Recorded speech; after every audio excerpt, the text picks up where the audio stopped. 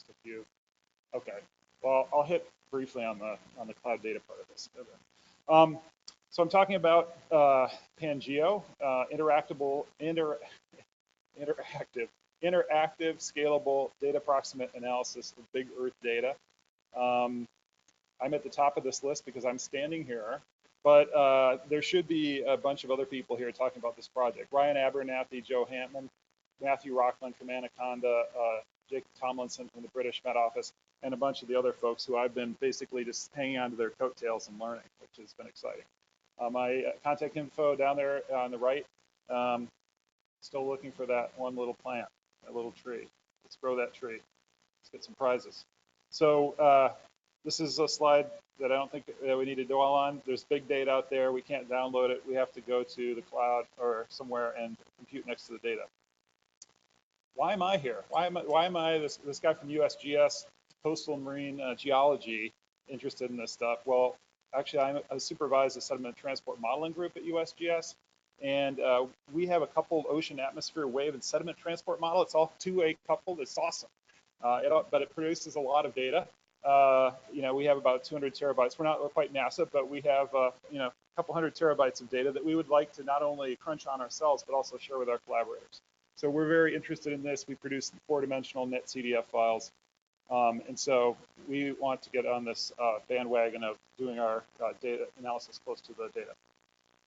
So Pangeo, it's an EarthCube project. It's spun up.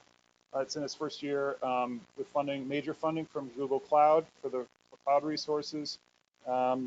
It's a very inclusive group. This is their homepage. They actually have a mission statement and a vision that you can see on their webpage, but it's very welcoming and inclusive. One of the interesting things about this project, everything is described out on GitHub. There's some issues there shown on the left. I actually tried to take a conversation with a couple of the people on Pangeo to Slack, and they slapped me and told me to get off there and get back where everybody can see the discussion. Which was it's interesting. They really have this culture of doing everything out in the open. So in fact, you can go right now if you wanted to. You could go fork their repo, add your name and your affiliation to the list of people, and they accept your pull request. And then when you go to the people tab and you drop down, you're part of the team. I don't know if that's scalable. But for now, this is what they're doing. So the original team was led by Ryan Abernathy, a force of nature, at Lamont, and a bunch of great folks from NCAR. Joe Hammond is very, very active there. Anaconda, as I mentioned, Matt Rockland. These were the people who were on the original award. And here are all the hangers on. Here are the people who said, this is cool, we want to be part of this. Jacob Tomlinson, the Met Office, me, and John Reedy, actually I should be on here. The folks doing the Climate Impact Lab. NASA, I guess this is on here because Joe Hammond just got an Access Award.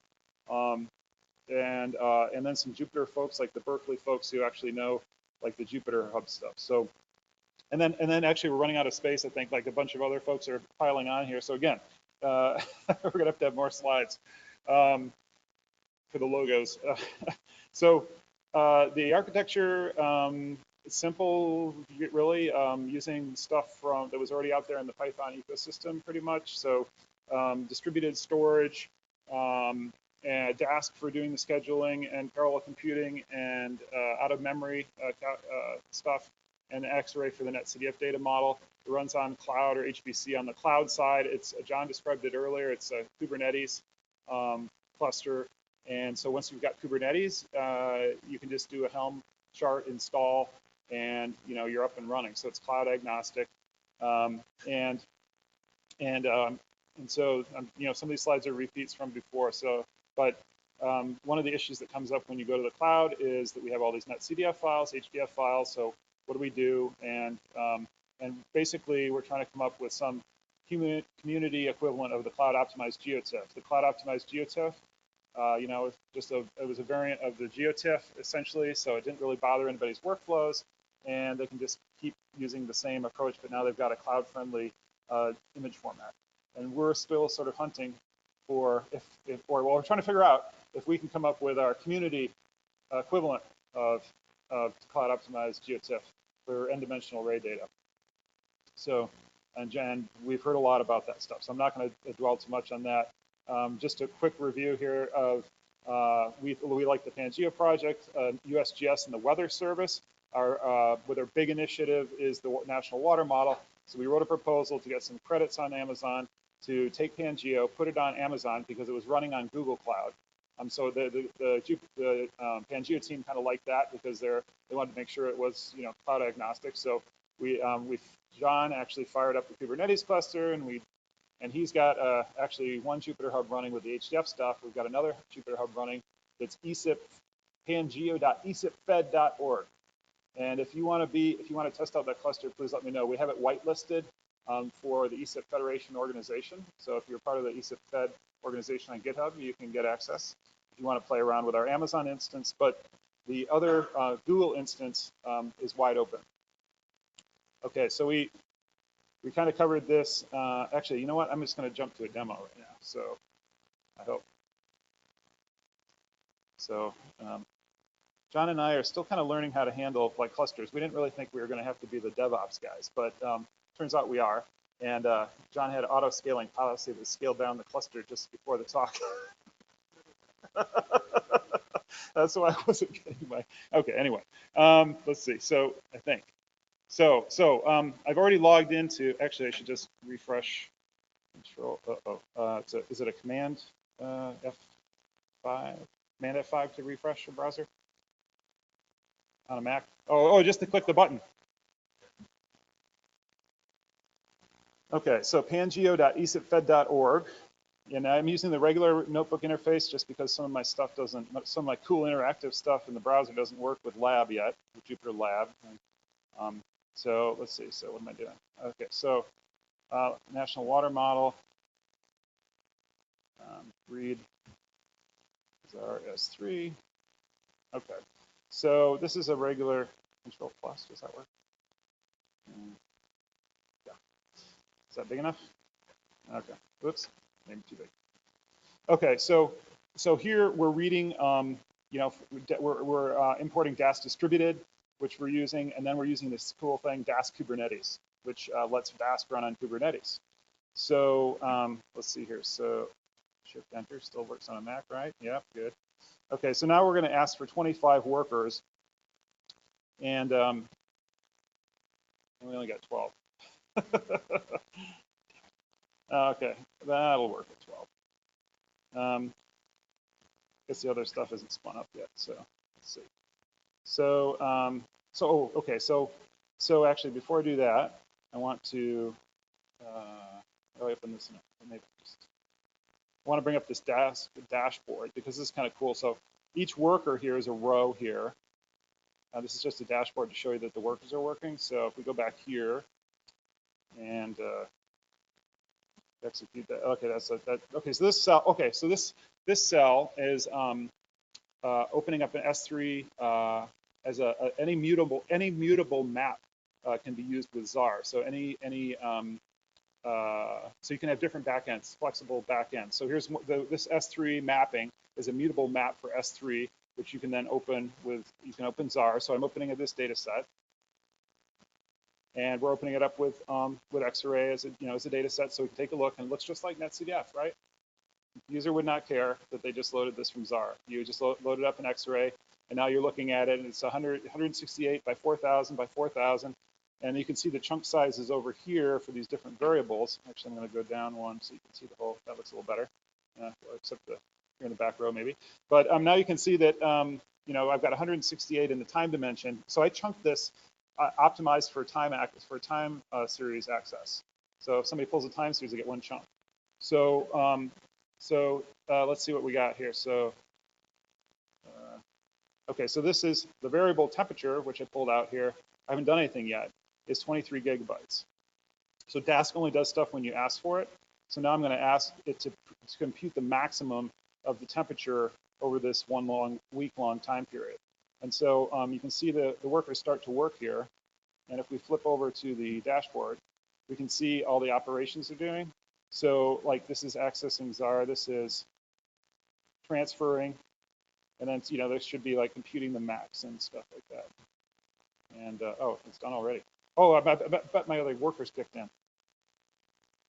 Yes, all the other workers kicked in. So I had so that's a kind of cool thing. The workers can come and go.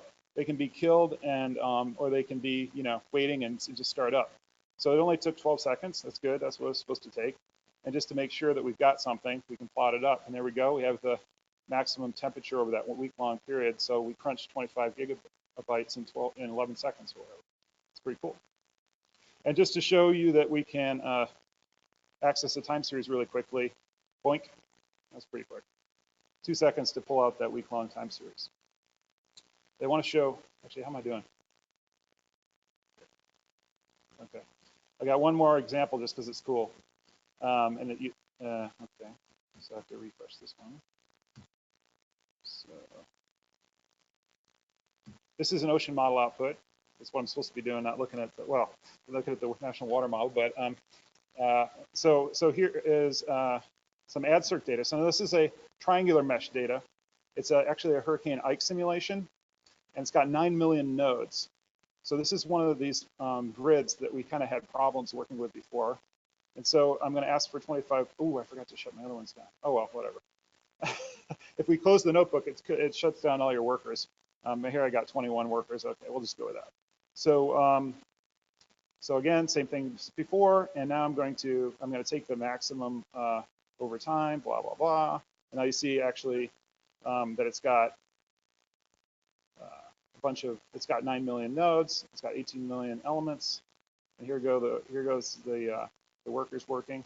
And while those are working, actually, I can go ahead and load like these crazy packages that I just found out about at SciFi last week, like HoloViews and GeoViews and Data Shader. These are things that render massive grids really quickly by rendering them on the fly and just bringing that back to your browser. So I'm going to enter that. So I can load up all this stuff in advance. Oops, I can't do that part yet.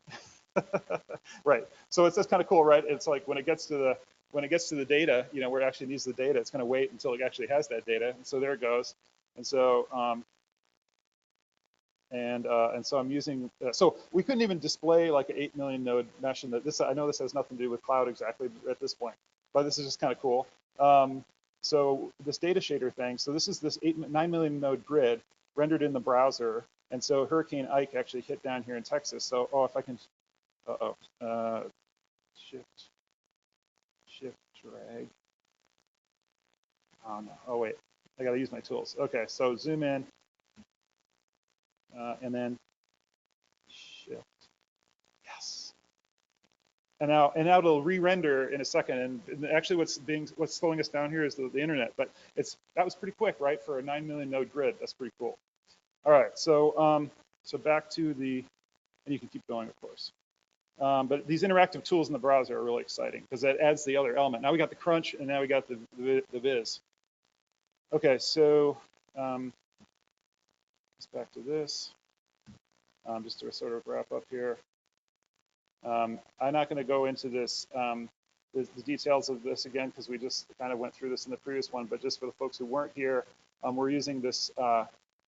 This format called Xarray, which came out of the genomics community, which can represent the NetCDF data model, and it's a cloud-friendly, you know, way to represent the data that just takes the what we're calling shards, I guess, in this session, the different chunks and putting them in different objects on S3, and then you can work on them in parallel. And it's got compression using BLAS, which is available in all the different languages. So even though this only currently works for Python, there's folks at work building a C interface, and eventually we should, you know, get a Java interface and such. So this is the way the metadata is stored in Xarray and JSON, and just as you know, so over here on the left is how it describes the layout on disk and what kind of expression. On the right, the attributes, like the stuff that would be the CF convention attributes, for instance. And one kind of nice side note about formats like this is when you want to change your attribute, your metadata, you can just go in and modify the JSON, right? No more like cryptic NCO commands. So, and it does support an abstract storage backend, as I was saying. So you have Hadoop file system here, Amazon S3, Google Cloud Storage. Somebody's about to do one for Azure. So anything that you can represent, you know, as a key value mutable mapping, you can cook up. I'm not going to talk about the other formats right now, but just to say there's some alternatives sort of to Xarr that we're trying to figure out if any of them, they're all pretty much the same approach. HSDS is also a similar approach. We've got John and I and some other people are working on this, or John has done some work already. I plan to do some work on this and some other folks to really try a bunch of different things out with these formats. And so I hope that we hope as a community we'll come up with something that we can say, cloud providers, please put the ND data in this format so we can all just use it. So I just wanted to point out, though, that even though Pangeo is for big data, I just showed it being used for big data, and that's mostly what gets shown. You can also just use it as a JupyterHub, right? I mean, there's no reason not to. It can scale up with Kubernetes to as many users as you want. This last week, while I was at SciPy, we had the deep learning workshop in Flagstaff, and we used this same instance for the training. And over on the right, I checked in, and there's all the folks signed up with their running their pods. That's cool. And also, just a side note, like if you're not ready for the cloud, but you have HPC hanging around, this is a really sweet system for HPC, interactive use of your HPC. You submit this thing called this job dask-jobqueue. You say, I want 30 workers. It submits 30 requests to your queuing system. And each one of those nodes comes online as it can, right? Maybe you have maybe there's 5 minutes available before the big run with a high priority is going to kick off when it gets enough nodes. You can use that stuff for interactive processing. You connect up, you SSH in, you start the server on one node. You come back and you're just using your local host, in your browser, interacting with your supercomputer with a bunch of nodes that are essentially free because they're just using the scavenger queue from your HPC. It's really cool, and you can do this yourself without any admin. Takes you 20 minutes, and you're it's I couldn't believe it actually. The instructions on Pangeo are awesome. So it works for Slurm, PBS, and a bunch of other stuff.